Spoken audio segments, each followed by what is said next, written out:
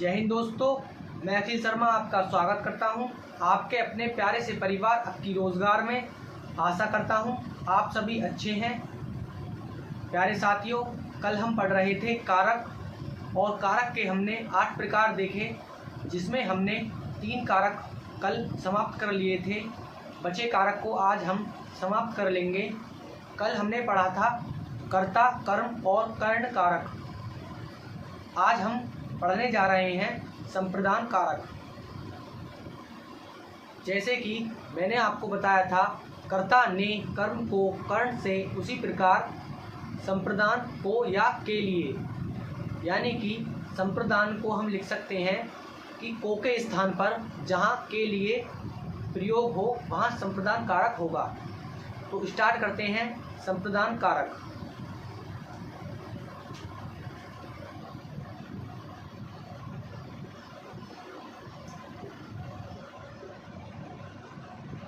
संप्रदान कारक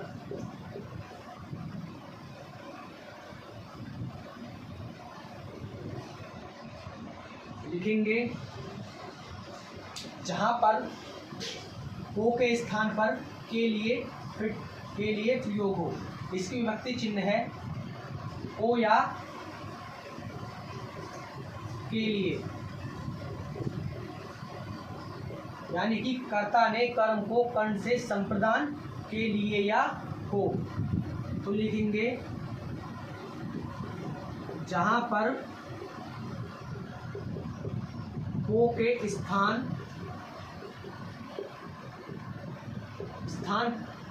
जहां पर को के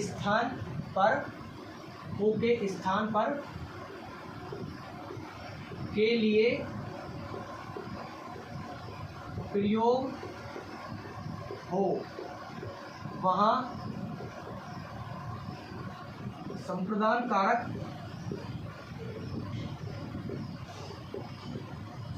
कारक होगा।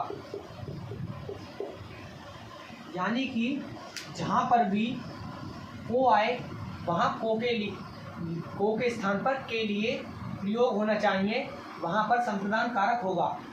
क्योंकि हमने पढ़ा है कर्ता ने कर्म को कर्ण से, यानी कि कर्म को, यदि को है तो कर्म है, और को के स्थान पर यदि के लिए प्रयोग होता है तो वह संप्रदान कारक होगा। जैसे एग्जाम्पल देखते हैं,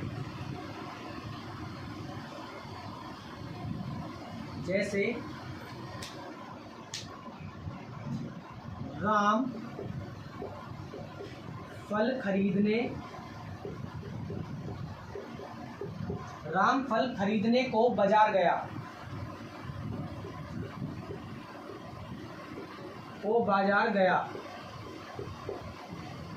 तो अभी हमने पढ़ा जहां को के स्थान पर के लिए प्रयोग हो वहां संप्रदान कारक होगा। तो राम फल खरीदने को बाजार गया, तो को के स्थान पर आ जाएगा के लिए। यहाँ पर के लिए लगाकर देखेंगे, अगर यह यहाँ पर के लिए फिट हो रहा है तो यह संप्रदान कारक हो जाएगा। अब देखते हैं, राम फल खरीदने के लिए बाजार गया या राम फल खरीदने को बाजार गया, तो को के स्थान पर के लिए प्रयोग हो गया, तो यहाँ हो जाएगा संप्रदान कारक। संप्रदान कारक जहां पर को के स्थान पर के लिए प्रयोग हो। एक और एग्जांपल देखते हैं, जैसे माँ ने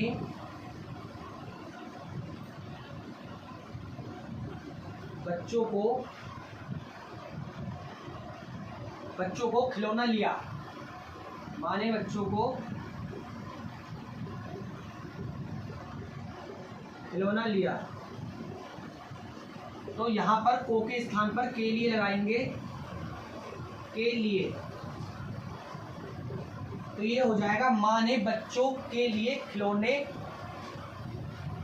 लिया, या बच्चा हो जाएगा यहाँ पर। माँ ने बच्चों के लिए खिलौना लिया, तो यह बच्चों के लिए खिलौने लिए, के लिए या को, तो यहाँ भी हो जाएगा संप्रदान कारक। और उदाहरण देखें तो और उदाहरण देखते हैं, जैसे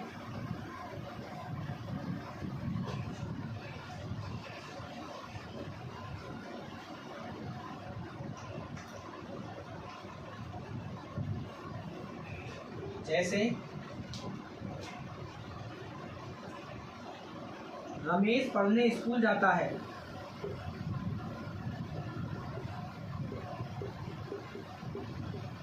पढ़ने को स्कूल जाता है। तो यहाँ पर को के स्थान पर के लिए,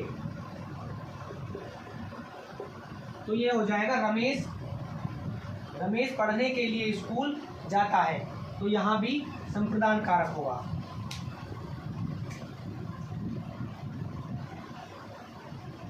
संप्रदान कारक यानी कि जहां पर को के स्थान पर के लिए प्रयोग में आ जाए वहां संप्रदान कारक होगा। अब हम समझते हैं संप्रदान कारक के अपवाद। हेडिंग डालेंगे संप्रदान कारक के अपवाद। संप्रदान कारक के अपवाद नमस्कार और सदा के लिए दी गई वस्तु। यहाँ पर नमस्कार और सदा के लिए दी गई वस्तु का प्रयोग हो वहाँ पर संप्रदान कारक होगा। संप्रदान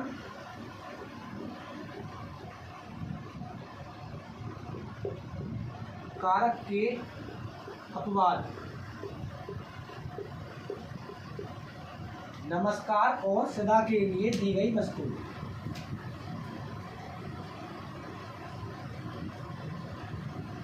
नमस्कार और सदा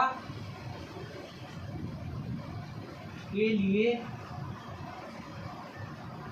लिए दी गई वस्तु। दी गई वस्तु जैसे एग्जाम्पल देखेंगे। पहले एग्जाम्पल देखते हैं नमस्कार का। जैसे ये हो जाएगा पिताजी को सादर नमस्कार है। यानी कि ये हो जाएगा पिताजी को सादर नमस्कार है। तो यहाँ पर नमस्कार जैसे प्रणाम कर रहा हो, नमस्कार कर रहा हो, नमस्ते कर रहा हो आदि जैसे आए, आदि शब्द आए तो वहाँ संप्रदान कारक होगा। जैसे कि हो जाएगा गुरुदेव को प्रणाम, तो वहाँ भी हो जाएगा संप्रदान कारक। जहाँ पर नमस्कार हो वहाँ पर संप्रदान कारक। अब देखते हैं सदा के लिए दी गई वस्तु। तो इसका एग्जाम्पल देखेंगे। जैसे रमेश ने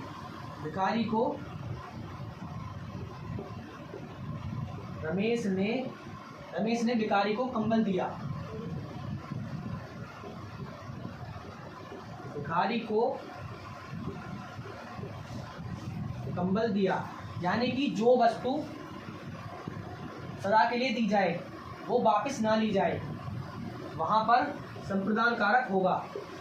और अभी एक आगे ऐसा कारक आएगा जहाँ पर वस्तु सदा के लिए ना दी जाए बल्कि कुछ समय के लिए दी जाती है, तो वहाँ पर अलग कारक होता है।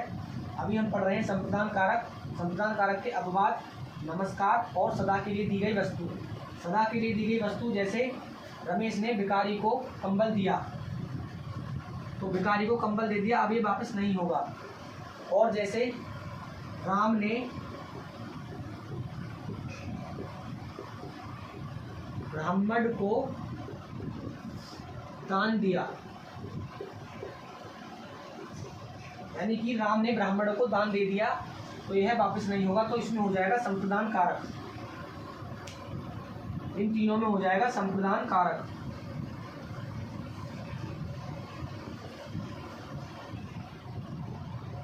संप्रदान कारक यानी कि संप्रदान कारक के अपवाद हैं नमस्कार और सदा के लिए दी गई वस्तु। जो वस्तु एक बार देने के पश्चात वापस ना ली जाए वहाँ संप्रदान कारक होता है। अब हम पढ़ते हैं अपादान कारक।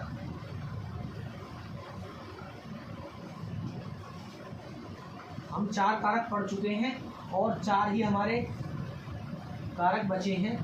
तो अब हम देखते हैं अपादान। अपादान से का प्रयोग होता है अलगाव की स्थिति में, यानी कि अलग होने की स्थिति में।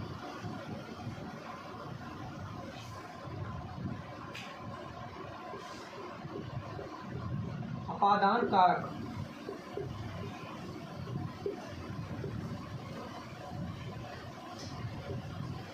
विभक्ति चिन्ह है से, और से का प्रयोग अलग होने के लिए होता है। देख सकते हैं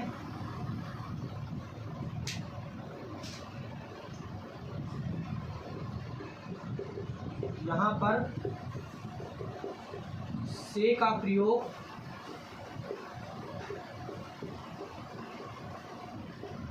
अलग होने के लिए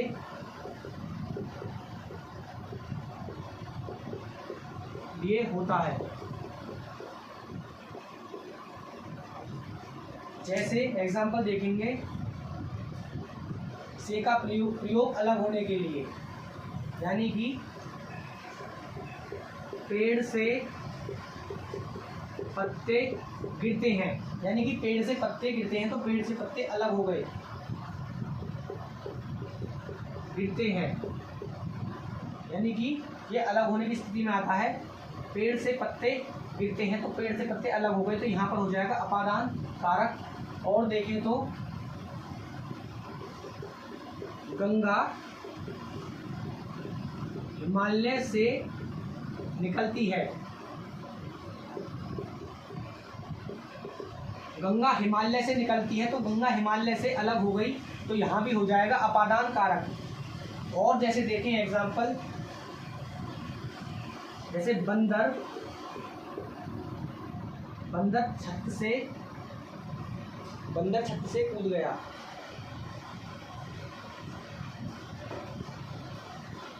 बंदर छत से कूद गया,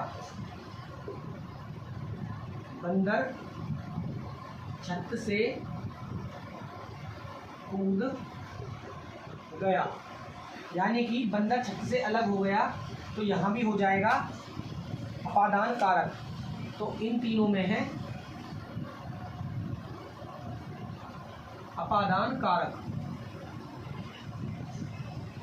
हम पढ़ रहे हैं अपादान कारक, और अपादान कारक में विभक्ति चिन्ह है से का प्रयोग अलग होने के लिए किया जाता है।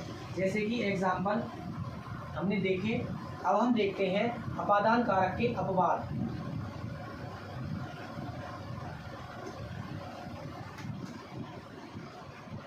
अपादान कारक के अपवाद।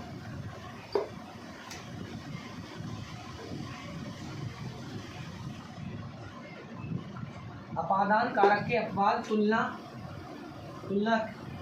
का अर्थ, यानी कि तुलना के अर्थ पर अपादान का अपवाद है एक।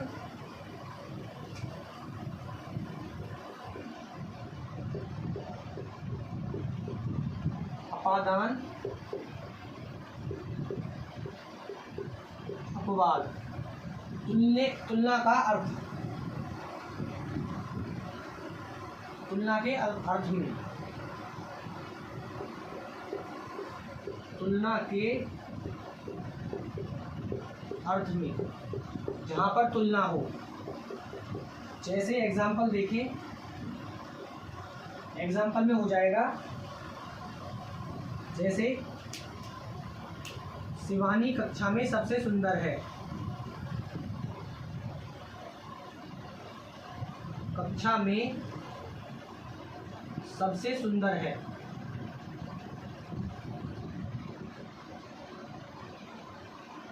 सबसे सुंदर है, क्योंकि यहाँ पर तुलना की जा रही है सबसे सुंदर है, तो यहाँ पर तुलना हो, जहाँ पर तुलना हो वहाँ अपादान कारक होता है।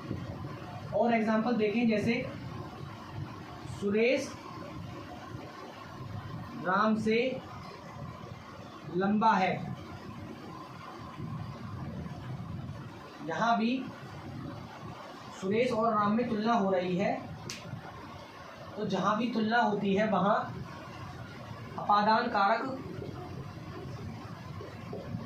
होता है। हम पढ़ रहे हैं अपादान कारक। अपादान कारक जिसकी विभक्ति चिन्ह से है, से अलगाव की स्थिति में आता है, यानी कि अलग होने की स्थिति में से का प्रयोग किया जाता है। हमने एग्जाम्पल देखे, फिर हमने देखा कि अपादान के अपवाद तुलना के अर्थ में जहाँ पर भी तुलना होगी वहाँ अपादान कारक होगा। जैसे हमने एग्जाम्पल देखे, शिवानी कक्षा में सबसे सुंदर है, तो शिवानी की तुलना हो रही है कक्षा में अन्य छात्रों से। उसी प्रकार सुरेश राम से लंबा है, तो सुरेश और राम में तुलना हो रही है कि कौन लंबा है। जहाँ पर तुलना होगी वहाँ पर अपादान कारक होगा। तो अपादान कारक को भी हमने कंप्लीट कर लिया है। अब हम पढ़ते हैं संबंध कारक।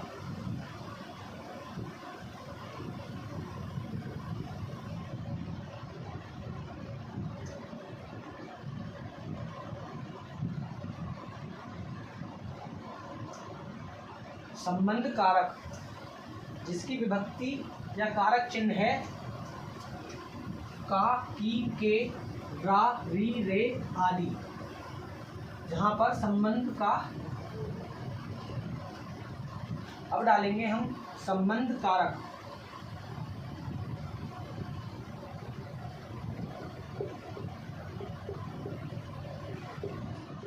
संबंध कारक, संबंध कारक की विभक्ति चिन्ह है का, की, के, रा, री, रे। यहाँ पर लिखेंगे दो संख्या या दो सर्वनाम, या फिर संख्या या सर्वनाम में संबंध दिखता है वहाँ संबंध कारक होता है। तो लिखेंगे दो संख्या दो सर्वनाम, दो संख्या या दो सर्वनाम या संख्या या सर्वनाम में संबंध दिखता है। दो संख्या या दो सर्वनाम या संख्या या एक संख्या या एक सर्वनाम में संबंध दिखता है। संबंध दिखता है वहाँ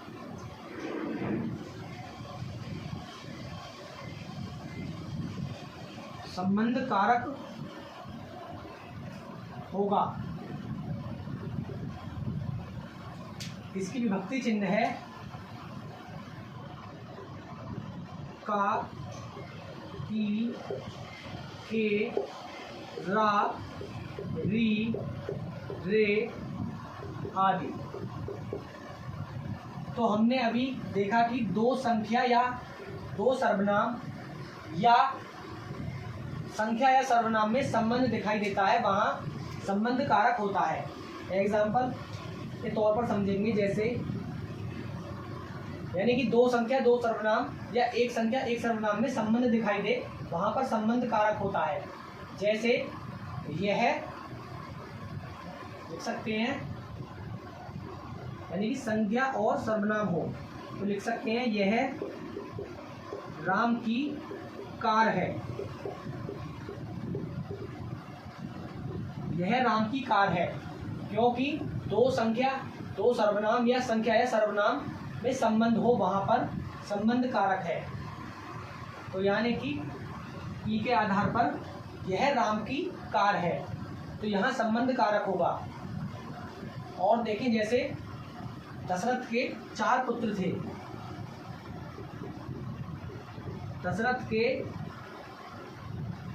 4 पुत्र थे, यानी कि के, का, की, के आए जहां पर वहां संबंध कारक या रा, री, रे आए, तो दशरथ के 4 पुत्र थे, यहाँ भी संबंध कारक होगा।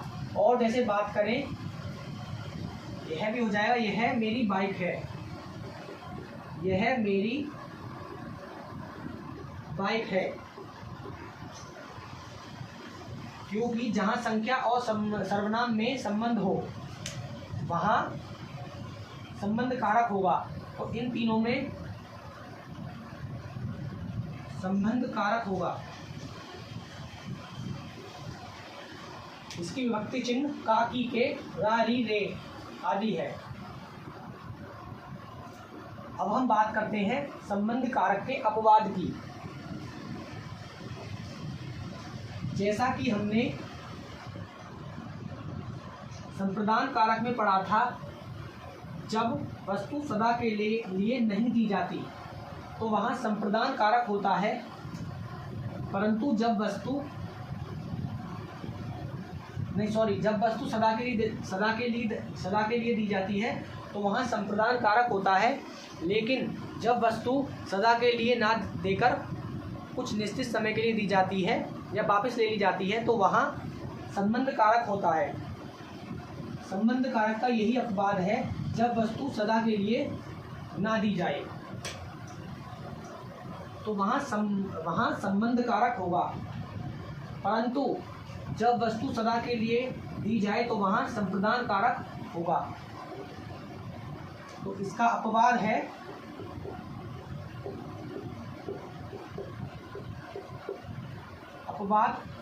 जब वस्तु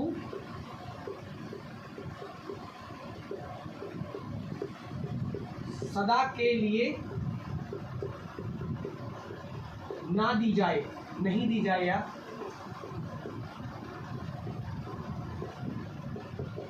वहाँ संबंध कारक होगा।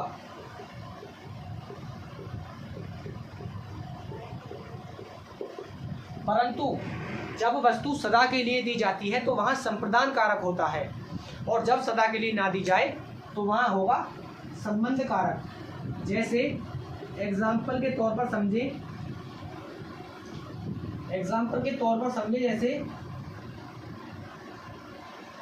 जैसे आकाश ने मोची को जूते दिए, तो आकाश ने जब मोची को जूते दिए तो वो जूते पर काम करवा रहा है या उस पर पॉलिश करवा रहा है, इसलिए दिए हैं। वो जूते वापस उन्हें ले लेगा जब वस्तु सदा के लिए ना दी जाए।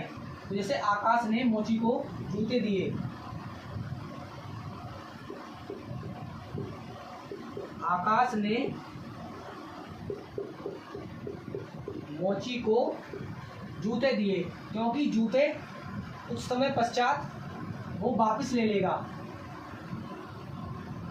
तो आकाश ने मोची को जूते दिए,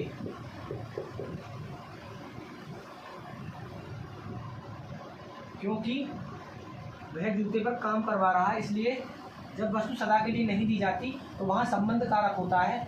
तो यहाँ पर जूते जो दिए गए हैं मोची को, वो काम करने के पश्चात वापस ले लिए जाएंगे, ये सब सदा के लिए नहीं दिए गए, तो यहाँ हो जाएगा संबंध कारक। और जैसे एग्जाम्पल देखें, जैसे राजा ने धोबी को कपड़े दिए, राजा ने धोबी को कपड़े दिए, यानी कि वो कपड़े धोने के लिए दिए गए हैं धोबी को, वो कुछ समय पश्चात वापस ले लिए जाएंगे। तो यहाँ वस्तु सदा के लिए नहीं दी जा रही, तो यहाँ हो जाएगा संबंध कारक।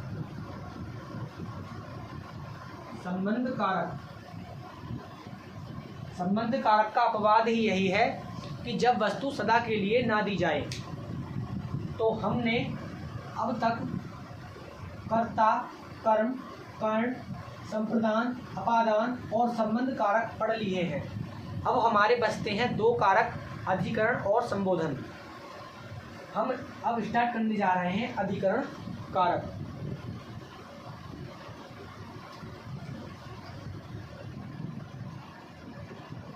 अधिकरण कारक, जहाँ पर विभक्ति चिन्ह है में या पर।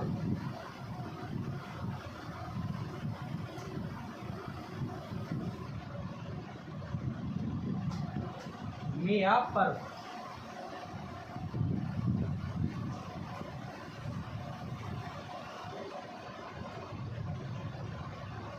अधिकरण कारक,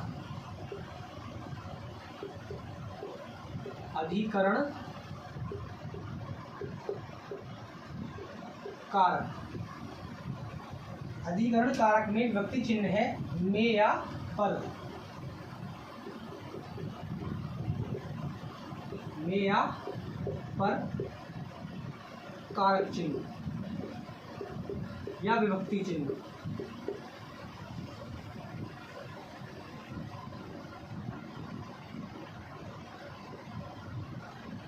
इसमें हम लिख सकते हैं जहां पर किसी स्थान के साथ संज्ञा या सर्वनाम का संबंध हो वहां अधिकरण कारक होगा। जहां पर किसी स्थान के साथ संज्ञा या सर्वनाम का संबंध हो, तो लिखेंगे जहां पर किसी स्थान के साथ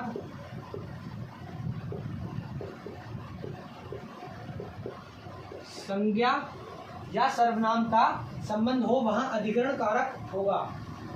तो जहां पर किसी स्थान के साथ संज्ञा या सर्वनाम का संबंध हो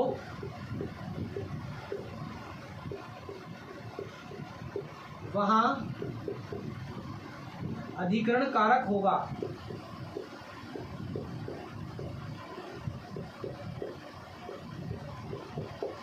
अधिकरण कारक होता है। जैसे एग्जाम्पल के तौर पर समझें,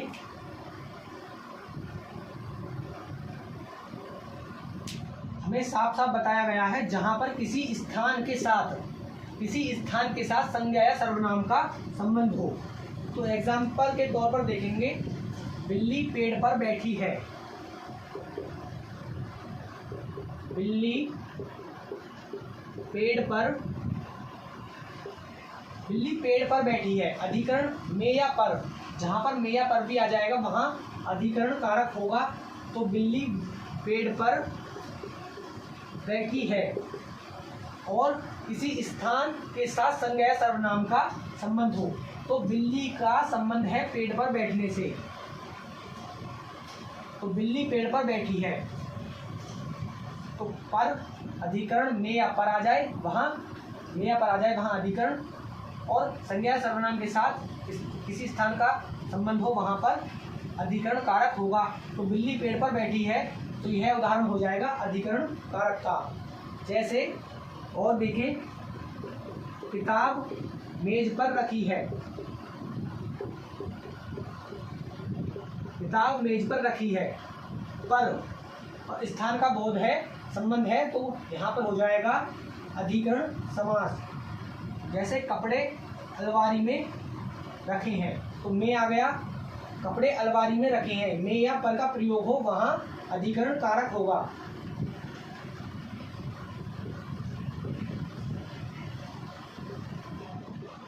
कपड़े अलमारी में रखे हैं, यानी कि में, कपड़े अलमारी में रखे हैं। बिल्ली पेड़ पर बैठी है। किताब मेज पर रखी है। जहां पर में या पर आ जाएगा वहां पर अधिकरण कारक होगा।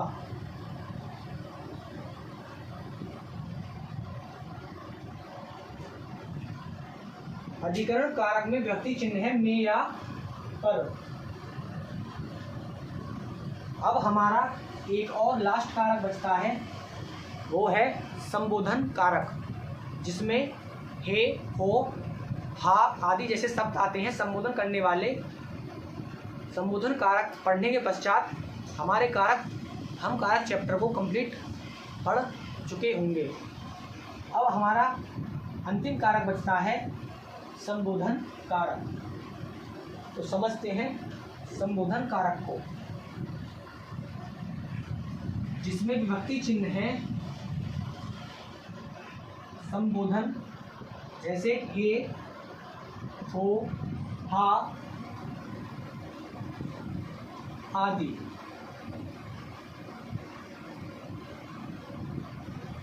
अब हम पढ़ने जा रहे हैं अंतिम कारक संबोधन कारक।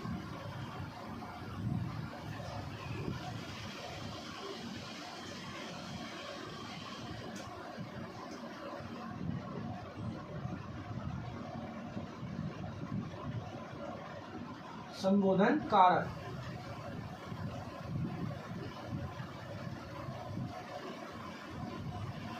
यहाँ पर हम लिख सकते हैं भावों को प्रकट करने के लिए प्रयोग होते हैं। लिख सकते हैं भावों को प्रकट करने के लिए, भावों को प्रकट करने के लिए, प्रकट करने में प्रयोग होते हैं। विभक्ति चिन्ह है या कारक चिन्ह है,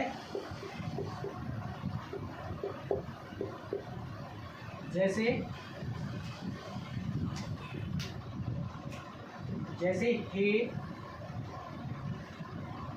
हाय, आहा, हे, हा, आहा,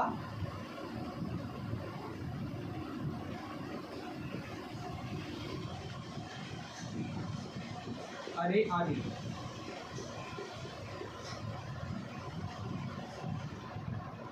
हे, हा, अरे आदि। तो समझते हैं, एग्जाम्पल के तौर पर हम पढ़ रहे हैं संबोधन कारक। संबोधन कारक भावों को प्रकट करने में प्रयोग होते हैं और कारक विभक्ति जैसे हे, हा, हो आदि जैसे शब्द जहां आते हैं।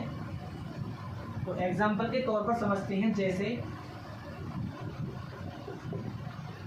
जहां पर संबोधन वाले शब्द आए, जैसे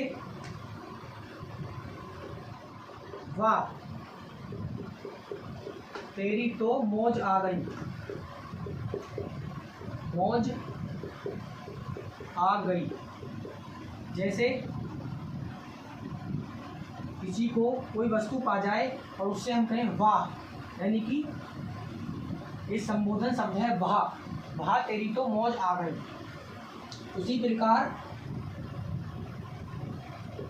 ओहो, ओ जैसे कहते हैं ओ क्या कमाल की कार है, ओह क्या कमाल की कार है या बाइक है, या कुछ भी ऐसी वस्तु जिसे हम देखते हैं ओह क्या कमाल की चीज़ है, वाह ओ। जैसे अरे, जैसे हम कहें अरे रानी भाग गई, जैसे रानी हम कहें रानी भाग गई, अरे रानी भाग गई। हाय मेरी तो मती मारी गई, जैसे लिखते हैं हाय मेरी तो मती मारी गई, मती मारी गई, हाय मेरी तो मती मारी गई। कि जैसे कुछ गलत काम हो जाता है तो कहते हैं हाय मेरी तो मती मारी गई। वहा तेरी तो मौज आ गई, वहा, आहा, अरे, हाय आदि जैसे शब्द आए वहाँ संबोधन कारक होगा। तो यह सभी संबोधन कारक के उदाहरण है। संबोधन कारक में कोई अपवाद नहीं है। हम अब 8 कारक कर्ता, कर्म, कर्ण, कर्ता ने कर्म को कर्ण से संप्रदान के लिए अपादान से अलावा संबंध का की के अधिकरण में पर संबोधन हे, हरे, हो, हा, वहा, हो, अरे आदि ये शब्द आए आदि को हम सबको पढ़ चुके हैं, यानी कि हम 8 समासों को पढ़ चुके हैं। अब हम मिलते हैं कल की क्लास में